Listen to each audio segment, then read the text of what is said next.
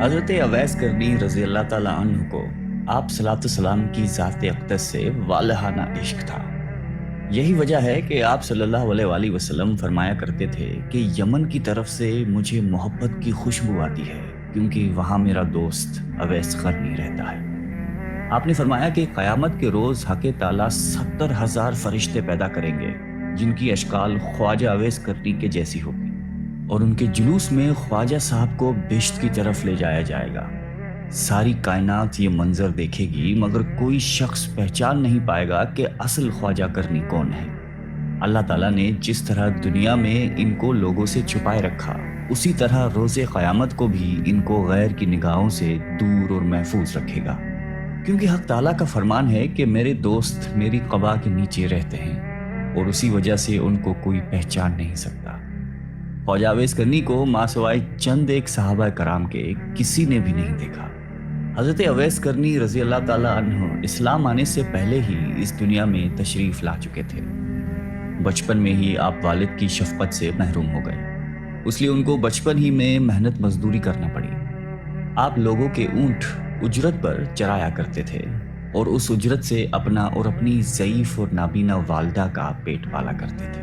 ان کے علاوہ جو تھوڑی سی رقم بچ جاتی تھی ان کو لوگوں میں تقسیم کر دیا کرتے تھے۔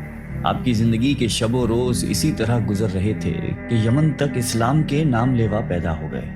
جب آپ کو اسلام اور آن حضرت صلی اللہ علیہ وآلہ وسلم کے متعلق خبر ملی تو آپ فوراً اسلام لے آئے۔ آپ کے اندر نور ہدایت کی شمع تو خدا نے پہلے سے ہی روشن کر رکھی تھی۔ اعلان نبوت اور اشاعت اسلام نے اس شمع ہدایت کو جلا بخشی۔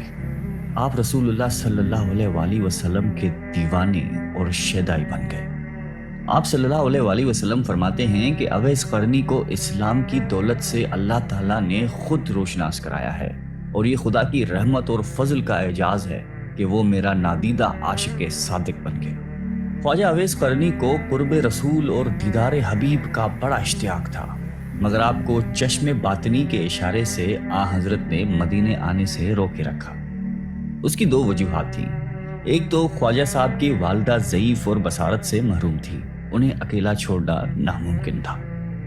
دوسری، ان پر ہر وقت جذب طاری رہتا تھا، اس وجہ سے آپ صلی اللہ علیہ وآلہ وسلم نے خواجہ صاحب کو حکم دیا کہ آپ ہر وقت میری چشم باطن کے سامنے ہیں، لہٰذا آپ مدینے آنے کی بجائے اپنی والدہ کی خدمت میں ہمتن مصروف رہیں۔ غزوہ احد میں کفار کے حملے سے آپ صلی اللہ علیہ وآلہ وسلم کے 2 دانت شہید ہو گئے۔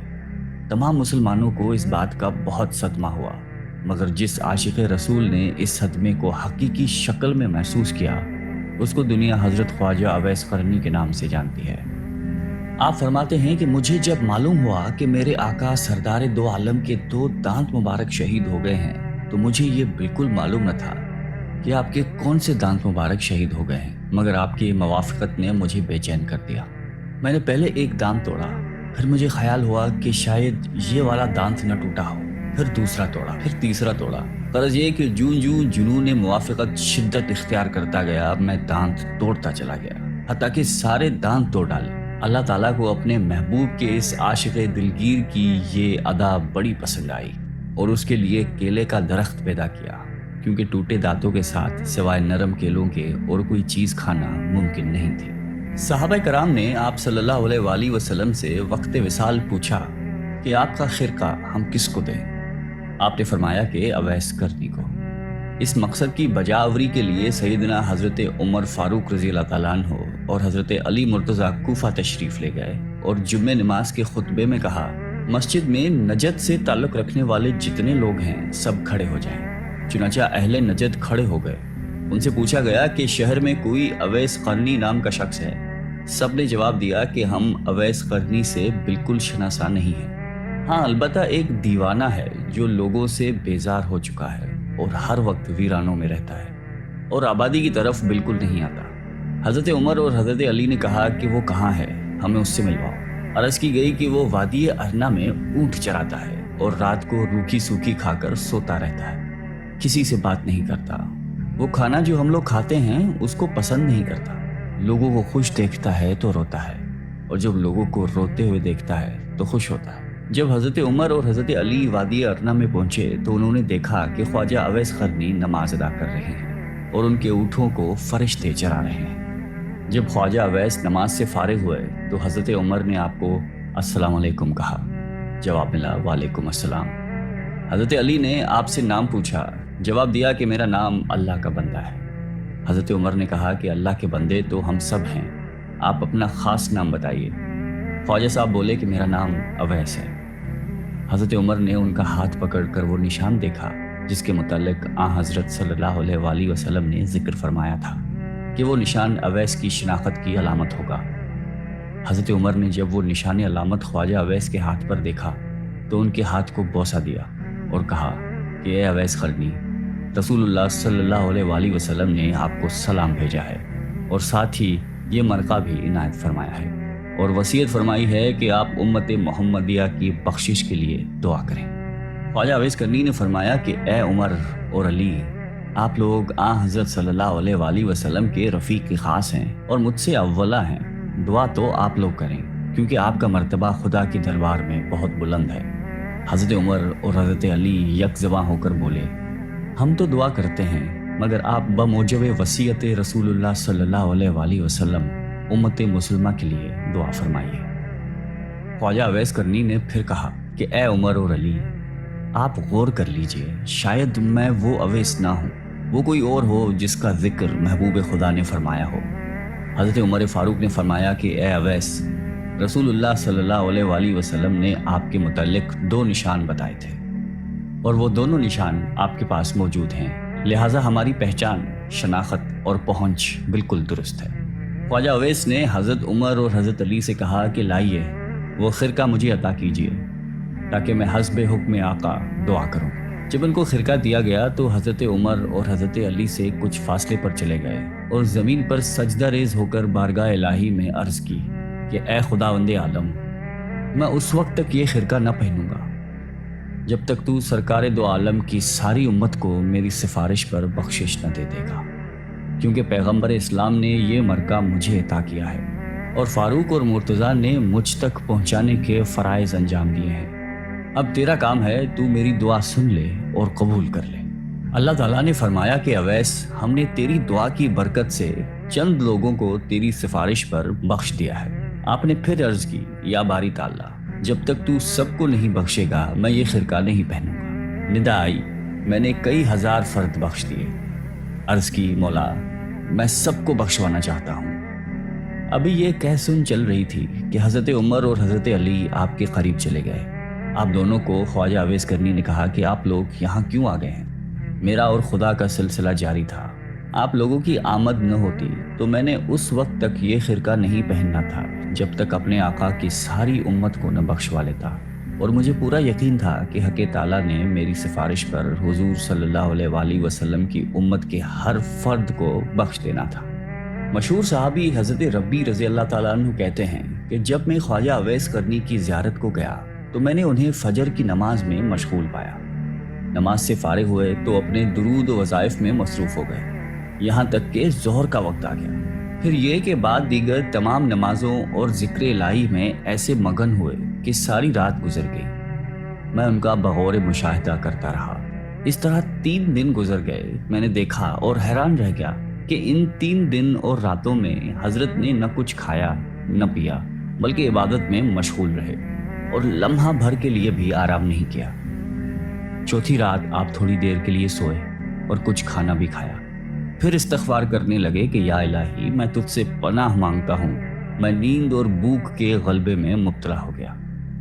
حضرت ربی کہتے ہیں کہ خواجہ اویس قرنی نے راتوں کی تقسیم کی ہوئی تھی۔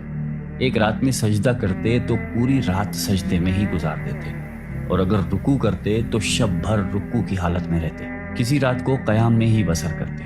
غرض یہ کہ ہر رات کو دوسری رات کی طرح زندہ رکھتے تھے۔ خواجہ اویس قرنی رضی اللہ تعالیٰ عنہ کو حضرت عمر نے پیغام بھیجا کہ اگر آپ کی اجازت ہو تو کوفہ کے گورنر اسی رات کو قیام میں ہی بسر کرتے۔ غرض یہ کہ ہر رات کو دوسری رات کی طرح زندہ رکھتے تھے۔ خواجہ اویس قرنی رضی اللہ تعالیٰ عنہ کو حضرت عمر نے پیغام بھیجا کہ اگر آپ کی اجازت ہو تو کوفہ کے گورنر کو لکھوں کہ وہ آپ کا خاص خیال رکھے۔ خواجہ صاحب نے جواب دیا کہ میں خصوصیت کے ساتھ زندگی بسر کرنے کے سخت خلاف ہوں، میرا ہاتھ حاجت روا کے ہاتھ میں ہے، مجھے تو بس یاد الہی سے غرض ہے، وہ میں کر رہا ہوں اور کوئی چیز درکار نہیں۔ اس کے بعد آپ نے کوفہ بھی چھوڑ دیا اور کسی اور علاقے میں نکل گئے جہاں آپ کو کوئی تلاش نہ کر سکے۔ ایک دفعہ کا واقعہ ہے کہ حضرت اویس قرنی کو آپ صلی اللہ علیہ وآلہ وسلم کے دیدار کا شوق اس قدر پیدا ہوا کہ انہوں نے مدینے آنے کا ارادہ کیا۔ اب ادھر انہوں نے ارادہ کیا، ادھر آپ صلی اللہ علیہ وآلہ وسلم کو کسی غزوہ میں شرکت کرنے کے لیے مدینے سے باہر جانا پڑا۔ لیکن آپ صلی اللہ علیہ وسلم نے حضرت عائشہ سے فرمایا کہ میرے جانے کے بعد شاید کوئی مہمان آئے، اگر وہ یہاں آئے تو اس کی خوب خاطر مدارت کی جائے اور ہر طرح سے خیال رکھا جائے، کیونکہ وہ بڑا ہی پارسا انسان ہے، اور میرے آنے تک اس کو روکنے کی کوشش کی جائے۔ اگر وہ نہ رکنا چاہیں تو مجبور نہ کیا جائے، مگر اس کی شکل و صورت یاد رکھی جائے۔ یہ ہدایت دے کر رسالت مآب خود تو غزوہ میں شرکت کے لیے روانہ ہو گئے۔ بعد میں خواجہ اویس قرنی مدینہ تشریف لائے۔ ان کو جب پتا چلا کہ حضور سرور کائنات اس وقت مدینے میں نہیں، تو انہوں نے اسی وقت واپسی کا فیصلہ کیا۔ ان کو روکنے کی بڑی کوشش کی گئی، مگر وہ نہ رکے اور نہ ہی کسی قسم کی خاطر کروائی، بس واپس لوٹ گئے۔ جب آپ صلی اللہ علیہ وآلہ وسلم مدینہ واپس تشریف لائے تو آتے ہی انہوں نے حضرت عائشہ صدیقہ رضی اللہ تعالیٰ عنہا سے سوال کیا کہ کیا کوئی مہمان آیا تھا؟ ام المومنین نے عرض کی کہ اے اللہ کے رسول، ایک شخص جو کہ یمن سے آیا تھا، اس کی شکل و صورت چرواہوں کے جیسی تھی، آپ کو نہ پا کر وہ ایک لمحہ بھی یہاں نہیں ٹھہرا اور چلا گیا۔ آپ صلی اللہ علیہ وسلم بولے کہ عائشہ پتہ ہے وہ کون تھا؟ عرض کی کہ حضور میں بالکل نہیں جانتی۔ فرمایا کہ وہ اویس قرنی تھا، جو میرے دیدار کے لیے یہاں آیا تھا اور دیدار کی حسرت دل ہی میں لے کر واپس چلا گیا، اور وہ ٹھہر بھی نہیں سکتا تھا کیونکہ اس کی ایک والدہ ہے جو بوڑھی ہے اور آنکھوں سے معذور ہے، اور اس کی دیکھ بھال کرنے والا کوئی نہیں ہے، اس لیے اس کو ہر حال میں واپس جانا تھا۔ اور یہ وہ شخص ہے جو کہ خدا اور اس کے رسول کا سچا چاہنے والا ہے، جس کو صرف ذکر الہی سے غرض ہے اور وہ کسی چیز سے نہ مرعوب ہے نہ متاثر۔ اویس قرنی میرا عاشق ہے اور اللہ اسے محبت کرتا ہے۔ حضرت عائشہ نے جب یہ باتیں سنی تو اس کو خواجہ اویس قرنی کے مقام پر رشک آنے لگا اور فرمانے لگی کہ اے خدا کے حبیب، وہ شخص واقعی کس قدر عظیم ہوگا جس کے زہد و تقوی اور عبادت و ریاضت کی تعریف خدا اور اس کا محبوب کرے۔ مشہور تابعی حضرت حرم بن حیان رضی اللہ تعالیٰ عنہ کی ایک بار خواجہ اویس قرنی رضی اللہ تعالیٰ عنہ سے ملاقات ہوئی۔ وہ اپنی ملاقات کچھ اس طرح بیان کرتے ہیں۔ خواجہ اویس قرنی کوفہ میں مقیم تھے۔ میں نے آپ کی تعریف سنی، ملاقات کا شوق غالب ہوا اور میں ان کی زیارت کے لیے کوفہ پہنچا۔ لوگوں نے بتایا کہ وہ دریائے فرات پر ملیں گے۔ فرات کے کنارے پر پہنچا تو دیکھا کہ ایک شخص تنہا بیٹھا، دوپہر کے وقت وضو کر رہا تھا اور کپڑے دھو رہا تھا۔ میں اویس قرنی کے اوصاف سن چکا تھا، اس لیے فوراً ہی پہچان گیا۔ ان کا جسم فربا اور رنگ گندمی تھا، سر منڈا ہوا تھا اور داڑھی گھنی تھی، بدن پر بہت بال تھے اور چہرہ بہت بڑا اور محیب تھا۔ صوف کا پاجامہ پہنے ہوئے تھے اور صوف ہی کی ایک چادر جسم پر تھی۔ میں نے قریب پہنچ کر سلام کیا۔ انہوں نے جواب دیا اور میری طرف دیکھ کر کہا کہ اللہ تمہیں سلامت رکھے۔ پھر میں نے مصافحے کے لیے ہاتھ بڑھایا، لیکن انہوں نے مصافحہ کرنے سے گریز کیا اور اپنے پہلے الفاظ دہرائے کہ اللہ تمہیں سلامت رکھے۔ مجھے ان کی حالت پر بڑا ترس آیا اور میری آنکھوں سے آنسو بہنے لگے۔ جب میں نے رقت بھرے لہجے میں کہا کہ اویس، خدا تم پر رحمت کرے اور تمہاری مغفرت فرمائے، تو وہ بھی رونے لگے اور مجھ سے مخاطب ہو کر فرمایا کہ حرم بن حیان، خدا تم پر رحم کرے میرے بھائی، تمہارا کیا حال ہے؟ تمہیں میرا نام و پتہ کس نے بتایا؟ میں نے عرض کیا کہ خدا نے۔ مگر اے اویس، یہ تو بتاؤ کہ تمہیں میرا اور میرے باپ کا نام کیسے معلوم ہوا؟ اس سے پہلے نہ میں نے تمہیں دیکھا ہے نہ تم نے مجھے۔ حضرت اویس نے جواب دیا کہ تمہارا نام مجھے اس نے بتایا ہے جس کے علم و خبر سے کوئی چیز باہر نہیں۔ میری روح نے تمہاری روح کی طرف توجہ کی اور میرے روح نے تمہاری روح کو پہچان لیا۔ مومن کی روحیں ایک دوسرے کو پہچان لیتی ہیں۔ میں نے عرض کی کہ رسول اللہ صلی اللہ علیہ وآلہ وسلم کی کوئی حدیث مبارک سنائیے تاکہ میں اسے یاد کر لوں۔ حضرت اویس قرنی نے فرمایا کہ میں نے سرکار دو عالم صلی اللہ علیہ وآلہ وسلم کی شرف صحبت حاصل نہیں کی، البتہ حضور صلی اللہ علیہ وآلہ وسلم کے صحابہ کرام کو دیکھنے کی سعادت نصیب ہوئی ہے، اور تم لوگوں کی طرح ان کی زبان سے میں نے بھی حضور کی احادیث سنی ہیں، لیکن میں اپنے اوپر یہ دروازہ کھول کر محدث، مفتی اور قاضی کہلانا پسند نہیں کرتا۔ مجھے خود اپنے نفس کے بہت سے کام ہیں، یہ کہہ کر وہ میرا ہاتھ پکڑ کر رونے لگے۔ میں نے درخواست کی کہ پھر قرآن حکیم کی ہی کچھ آیات سنا دیجیے۔ میرے دل میں آپ کی زبان سے قرآن سننے کا بے حد اشتیاق ہے۔ میری آپ سے محبت اور عقیدت خدا کے لیے ہے۔ میرے لیے دعا فرمائیے اور کچھ وصیتیں کیجیے۔ میری درخواست سن کر اویس رضی اللہ تعالیٰ عنہ نے اعوذ باللہ من الشیطان الرجیم پڑھا اور چیخ مار کر رونے لگے۔ پھر فرمایا میرے رب کا ذکر بلند ہے، اس کا قول سب سے سچا ہے، اس کا کلام سب سے اچھا ہے۔ یہ کہہ کر انہوں نے ان آیات کی تلاوت کی۔ حامیم والکتاب المبین انا انزلناہ فی لیلۃ مبارکۃ انا کنا منذرین هو العزیز الرحیم تک پڑھ کر چیخ ماری اور بے ہوش ہو گئے۔ ہوش میں آئے تو فرمایا حرم بن حیان تمہارا باپ مر گیا، عنقریب تم کو بھی مرنا ہے، کیا خبر جنت میں جائیں یا دوزخ میں۔ ابن حیان آدم فوت ہو گئے، حوا فوت ہو گئی۔ ابن حیان نوح اور ابراہیم خلیل اللہ فوت ہو گئے۔ ابن حیان موسیٰ اور داؤد فوت ہو گئے۔ ابن حیان محمد رسول اللہ فوت ہو گئے۔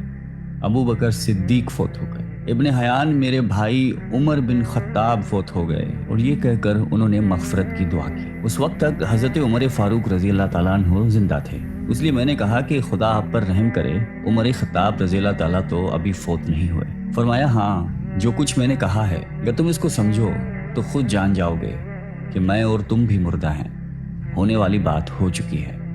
اس کے بعد حضرت اویس کرنی رضی اللہ تعالیٰ عنہ نے سرکار دو عالم صلی اللہ علیہ وآلہ وسلم پر درود بھیجا، پھر کچھ اور دعائیں پڑھی اور فرمایا کہ حرم بن حیان، میری وصیت یہ ہے کہ کتاب اللہ کو مضبوطی سے پکڑو، اہل اللہ کی صحبت اختیار کرو اور نبی کرم صلی اللہ علیہ وآلہ وسلم پر ہمیشہ درود و سلام بھیجتے رہو۔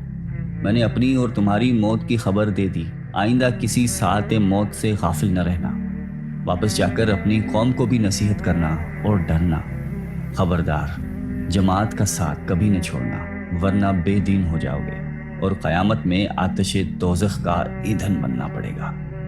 پھر انہوں نے دعا کی کہ الہی، یہ شخص کہتا ہے کہ اس کو تیرے لیے مجھ سے محبت ہے اور اس نے تیرے ہی لیے مجھ سے ملاقات کی، اس لیے خدا مجھے توفیق دے کہ میں جنت میں اس کا چہرہ پہچان جاؤں اور دارالاسلام میں میری اس کی ملاقات ہو۔ وہ دنیا میں جہاں کہیں بھی ہے اس کو اپنے حفظ و امان میں رکھنا، اس کو قناعت عطا کر اس کو اپنی نعمتوں کا شکر گزار بنا اور اس کو جزائے خیر دے۔ دعا کے بعد اویس قرنی نے مجھ سے فرمایا کہ اے حرم بن حیان، اب میں تجھے اللہ کے سپرد کرتا ہوں، آج کے بعد میں تم کو نہیں دیکھوں گا، مجھے شہرت پسند نہیں ہے، گوشہ خلوت ہی میرا رفیق ہے، آئندہ مجھے تلاش کرنے کی کوشش مت کرنا، مجھے ڈھونڈنے میں تم کامیاب نہیں ہو سکو گے، میں تمہیں ہمیشہ یاد رکھوں گا اور تم مجھے یاد رکھنا، میرے لیے دعائے خیر کرتے رہنا۔ اچھا، السلام علیکم ورحمۃ اللہ۔ یہ کہہ کر وہ ایک سمت کو چلے گئے۔ اس کے بعد میں نے ان کو بہت تلاش کیا، لیکن کسی سے ان کے بارے میں کچھ معلوم نہیں ہو سکا۔ البتہ کوئی ہفتہ ایسا نہیں جاتا جس میں ان کو ایک یا دو بار خواب میں نہ دیکھوں۔ اللہ تعالیٰ اویس قرنی پر رحمت نازل فرمائے اور ان کی مغفرت فرمائے، آمین۔